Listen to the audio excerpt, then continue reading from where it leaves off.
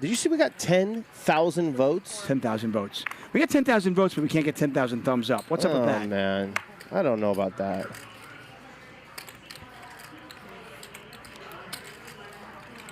Andy has kings again. 8,000.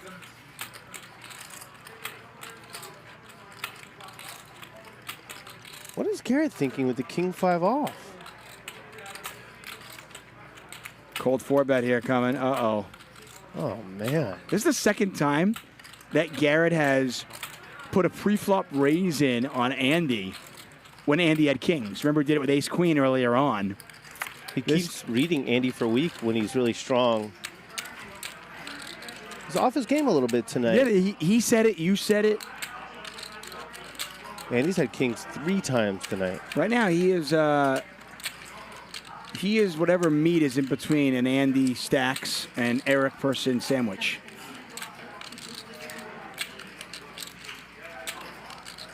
It's not very often we see Garrett off his game, too. I mean, the guy is just a beast. Just crushes week after week, but he's human.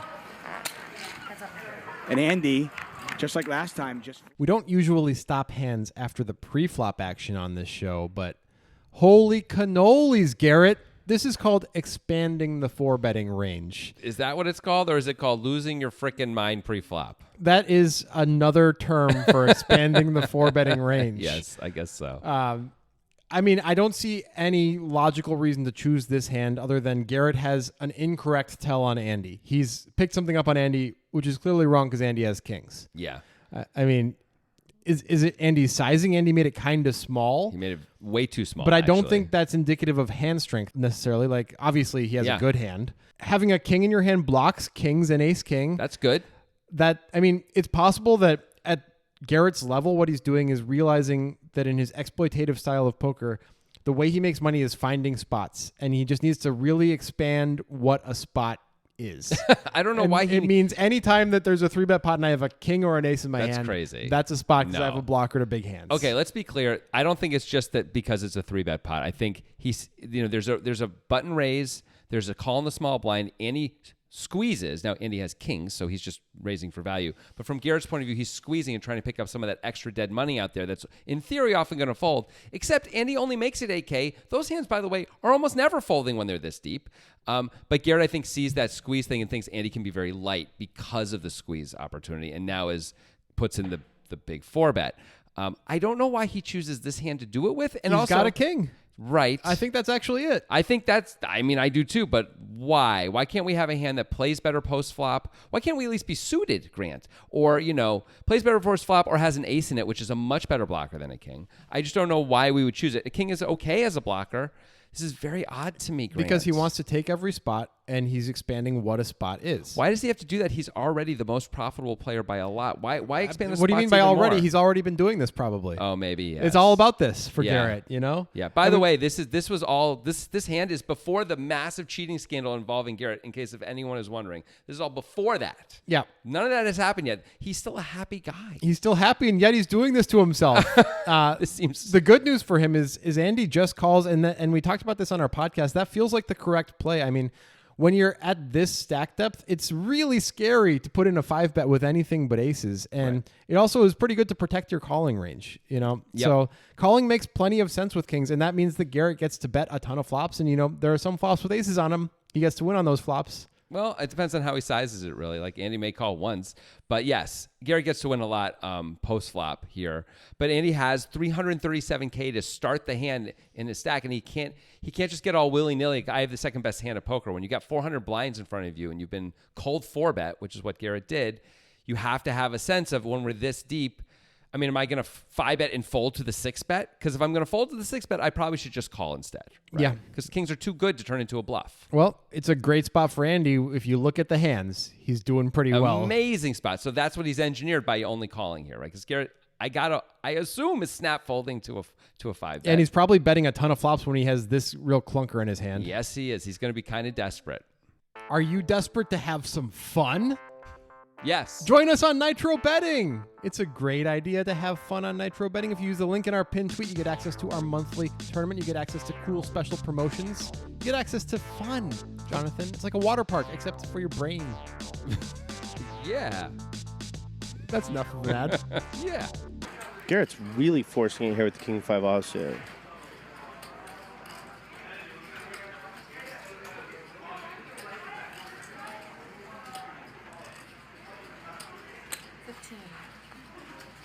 Bets 15,000 into 57, Yeah, he's probably going to go small bet, big bet.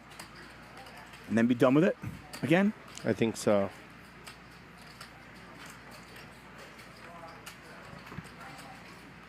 mean, Maybe he's by the way, planning on barreling. Garrett can't win this pot. If you're wondering why he can't catch running fives, our graphics take into account folded cards, the dead cards.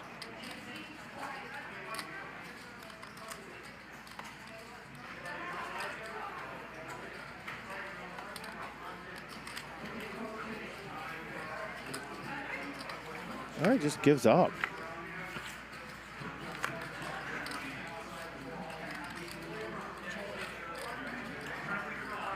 Andy checking a third time.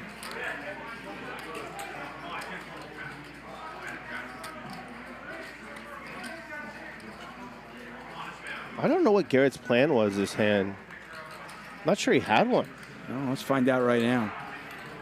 First part of the plan might have been, I'm going to 4-bet and win it right now. That didn't work. Yeah, but what was the 15K bet all about? Setting up a big play here, maybe? Adding 1 minute.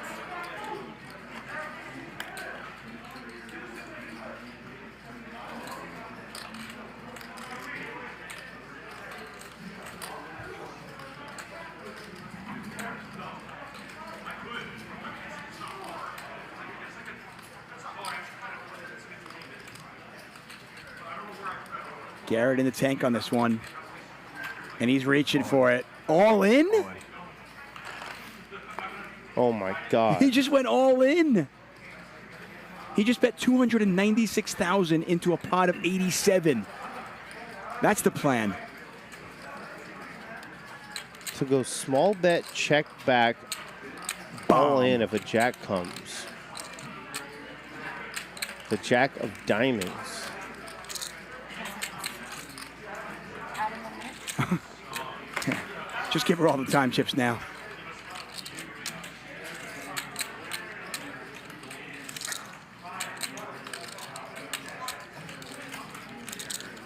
This is a pure leveling spot. These two have a ton of history. Yeah, Andy, once again, much stronger than he's represented, but Yeah, at this hand- point, Kings are just a bluff catcher, right? Oh, they're just a bluff catcher, Yeah. of course. And this bet doesn't make sense for value on level 1. But these guys are playing on a different level. So much history. Right. Recreational can look at this and go, well, if you had a jack, why would you bet so much? Right? But that's level 1.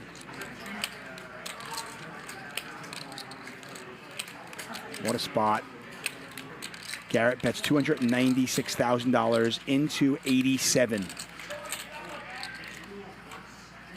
Just to refresh how we And he got here. folds. And he folds.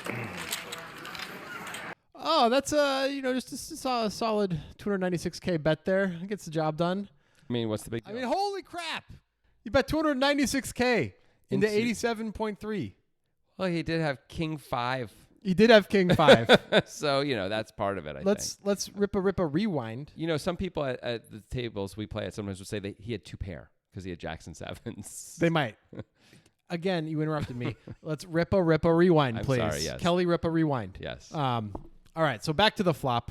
We get the very dry, no flush draws, Jack 7-7.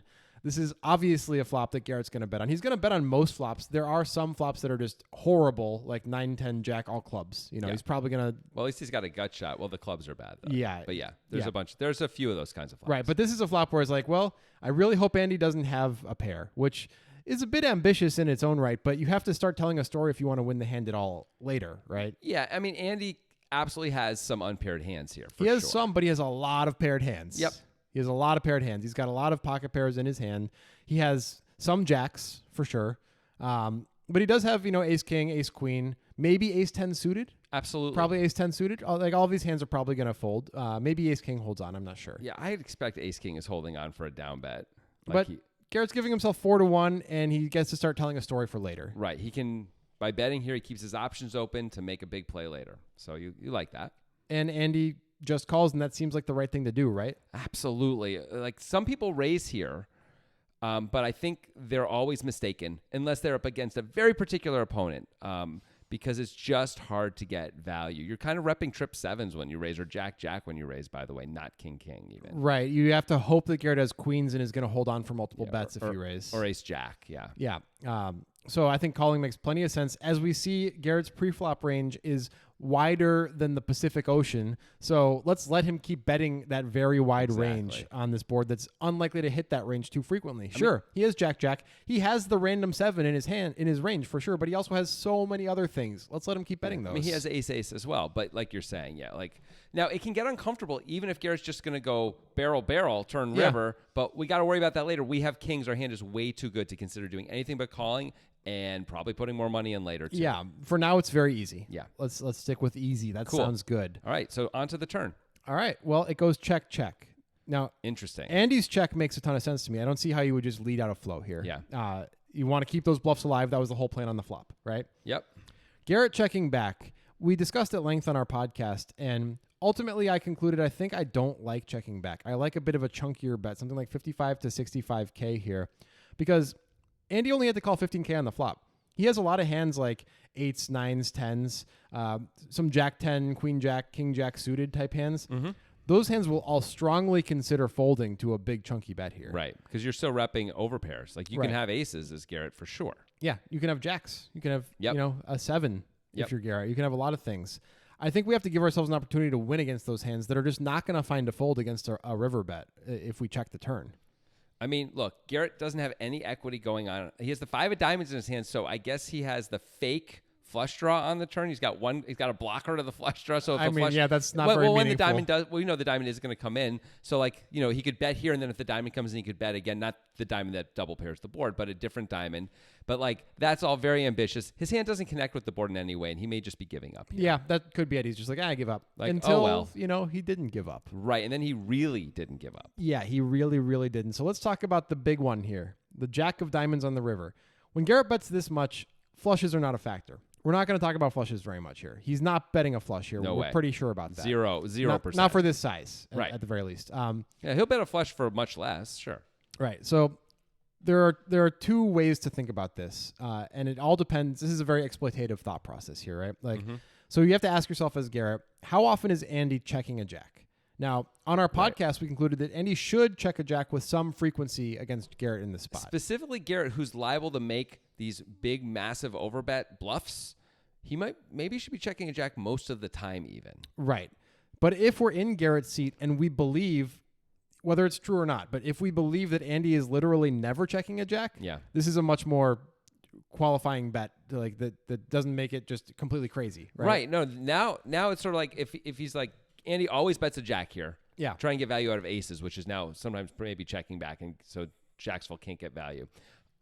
So if he's always betting it and he checks, I'm going to bet an amount that even 7s full of jacks may really have to fold because it sure looks like I've got that beat, and everything else can't really even consider calling. So maybe Garrett's thought process is, I know he doesn't have a jack, and I know he can't call 296 without a jack, so why not just do the whole amount? Right. The thing that's weird is the story is so insanely bad. It is. Right? Like, what is jacks full trying to get value out of when it bets 3.5 times the pot Which on is, the river? By the way, what Garrett is repping. Yes. It's the only thing Garrett's repping. It is. Yeah. Or quad 7s. Yeah, sure. Quad jacks, fine. But that's all the same thing. That's all the nuts. I guess jacks full isn't the nuts, but it's close enough.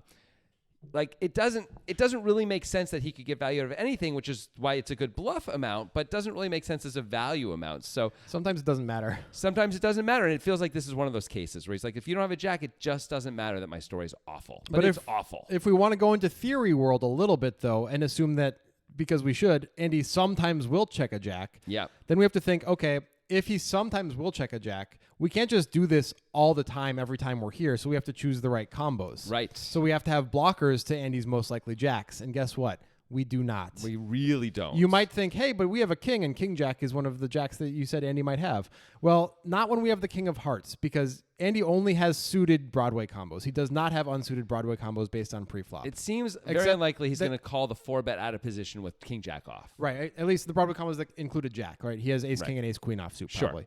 But all of his jacks are suited, right? I think so. So we need to have a black combo of 2 Broadway cards to make this a profitable thing to do enough of the time, Like right? king queen of clubs and spades. Yeah, or ace 10 of any 2 black cards. You know, Yes. like all of those things are the best blockers to Andy's most likely jacks. This is not a blocker at all. The king of hearts is not. Very much not. So if we're going to enter theory land and say, okay, this is the size bet that we should make when we're here, when we're going to bet, we also have to not bet every time, right? So this hand shouldn't be in the betting range. I mean, I really worry that if he's betting this hand for this much money, all the other light 4-bet bluffs that he has, which must be significant if he's choosing this hand even pre-flop to go for it with, right, for the cold 4-bet, they're all probably moving in also. And maybe Garrett just says, yeah, you can throw your theory in the trash because he's always folding, so who cares? Right. Like, this is the size he folds for. That's it. But it feels like it's too wide and too much. And if Andy's paying attention and sees that this is happening with any regularity, he can start to call wider than just a jack. And maybe starts checking his jacks. And then I also wonder personally if Garrett can bet a big overbet and not this much and be just as effective. Like 200,000, 150,000. Are these going to have the same results? I think it's at least very possible they would. It is possible, but as we know, Garrett knows Andy very well. Yes. It is quite possible that all of our criticism is completely unfounded, and Garrett knows exactly what he's doing, and he knows exactly what Andy's going to respond like and what his range includes. Yep. And this is the only way to win the hand, and Right. this is the correct thing to do, and it's going to work every time. Yeah, and king 5 off means nothing. Who cares Yeah. what kings and queens or not I do or don't have? If Andy's always folding, when I make it this much, nothing else matters. Right. But, when we enter theory land, it looks a little rough. Yes. Okay, so we are not sure about these plays by Garrett. Actually, we think Andy played it great all the way through. We're totally on board with all of Andy's decisions. Garrett, we really wonder both pre-flop and on the turn and on the river. What do you guys think about this? Weigh in the comments, please. Do so, and join our Discord. There's a link in the description. We'll see you there.